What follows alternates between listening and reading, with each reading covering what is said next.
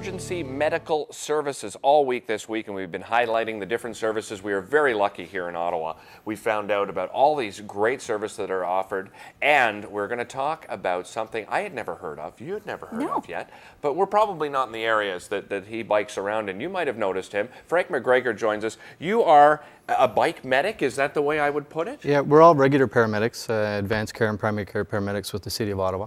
And during the summer months, we take special operations and we head down to special events or to the market area and we do our patrolling there.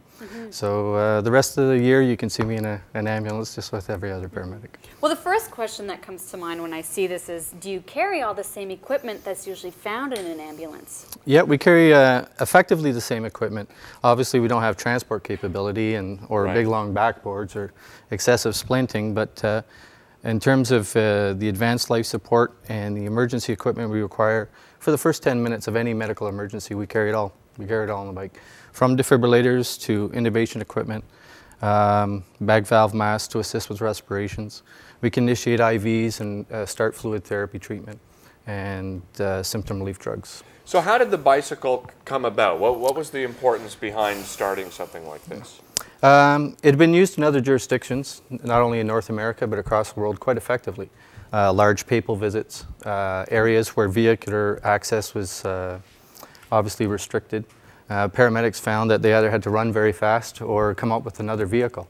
So they've used things like motorized gaiters, and again, they have their limitations. And then with the advent of the mountain bike, they found that the bicycles were actually very effective in reaching the sick and injured in a very short period of time. So Frank, are you assigned then to a particular region and you basically, go around that region and wait for a call? Yeah, within the City of Ottawa, we have two real high density areas. One is the market, and we're all familiar with the market, and the Elgin Street corridor. I think statistically, those two areas account for about 35–40% of our call volume in the entire City of Ottawa. So it's a high-density core. Depending on if there's a special event or a festival in town, vehicular access again will be restricted or completely blocked off, depending on the nature of the event. So we would patrol in those areas and either obviously attend the medical response, and then we would reprioritize or upgrade or downgrade our allied agencies and initiate the chain of treatment and transport to the hospital. Right. Great idea. Now, is there anything special about the bike that's been modified? No, there's standard mountain bikes available at any bike store. We have upgraded the wheels and tires because the equipment that we do carry, oxygen and intubation and defibrillators, is a little heavy. So we've upgraded the wheels, and we've put a more street-friendly tire as opposed to a mountain bike tire with the big knobs and stuff. And we've beefed up the rack, but other than that, it's a standard mountain bike with lighting and reflection. Now, did you have to take extra special training because you're on the bike? Yeah, I'm the instructor for the bike team, and we do. We all participate in a local course called put on by Citizens for Safe Cycling, which is a CAN Bike 2 course. It's an 18-hour course. I also throw in some special cycling handling needs because we operate quite often in very confined areas. Okay. So we don't go very fast sometimes, and we can spend our like for the Ottawa X or the Central Canada Exhibition, our average speed's 4 kilometers an hour, just patrolling through heavy pedestrian areas. So we offer slow handling skill stations and bicycle safety. Wow. Now, speaking earlier this week with Giselle and Guy, one being an advanced care paramedic, just as yourself, and a primary care paramedic, do you travel in teams on bikes as well, just like they do in the ambulance? Yes, we do.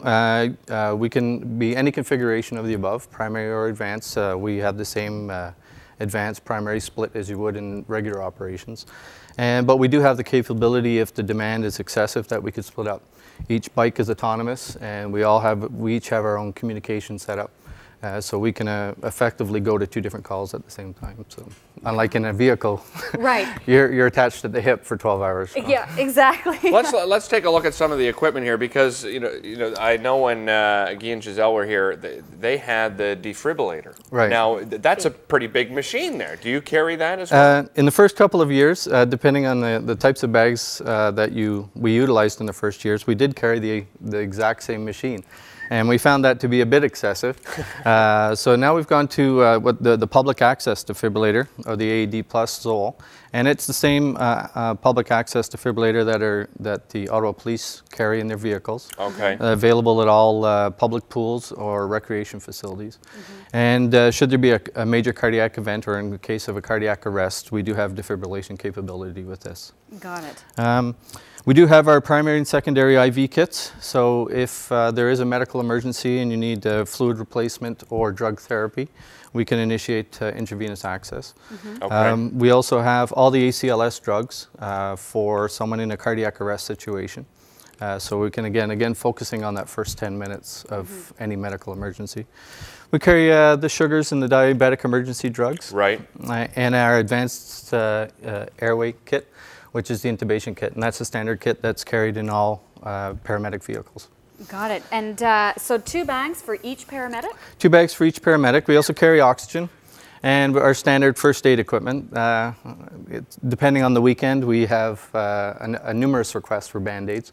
People out, you know, so we're well stocked in that department. Fantastic. Thanks so much, Frank. Oh, you're really welcome. Appreciate having you here this week for EMS Week, and it's going to continue again tomorrow, but coming right up next, guys, listen up. We're talking Bikini Project when we come back. Oh, Need I really? say more? Huh? No. No, I don't think so. Tis the season. Tis the